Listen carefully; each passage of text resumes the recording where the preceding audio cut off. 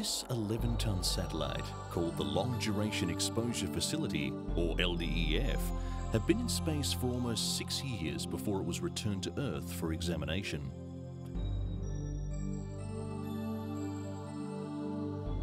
After delivery to the Kennedy Space Center and several months of close inspection, its 57 external experiments were shipped to scientists around the globe. The effects of long-term exposure to space can be seen in this materials and coating experiment.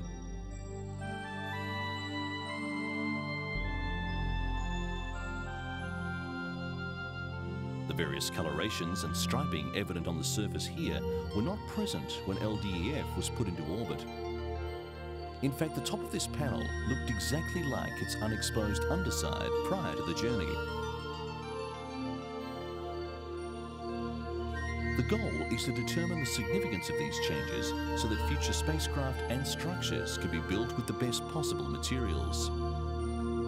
22 aluminium panels were positioned around LDEF. Their mission was simple: be struck by micrometeoroids and other man-made debris. Determining how many particles are out there, where they are, and what they're made of is critical in designing future protection for astronauts in spacecraft.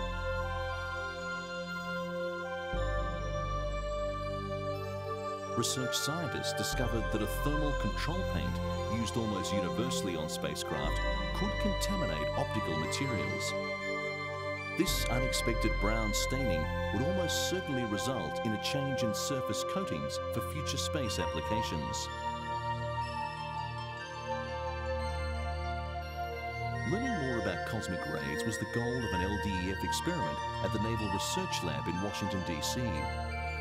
Cosmic rays are fast-moving particles that can penetrate human skin and even disrupt onboard computers, another factor to be considered in developing future space hardware.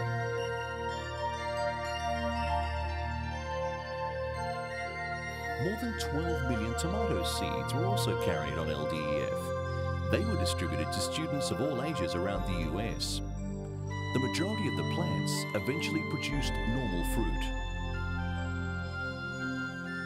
In addition to providing valuable information about the effects of space on living matter, the SEEDS project was designed to excite young people about science. The Long Duration Exposure Facility further extended our knowledge and capabilities in space.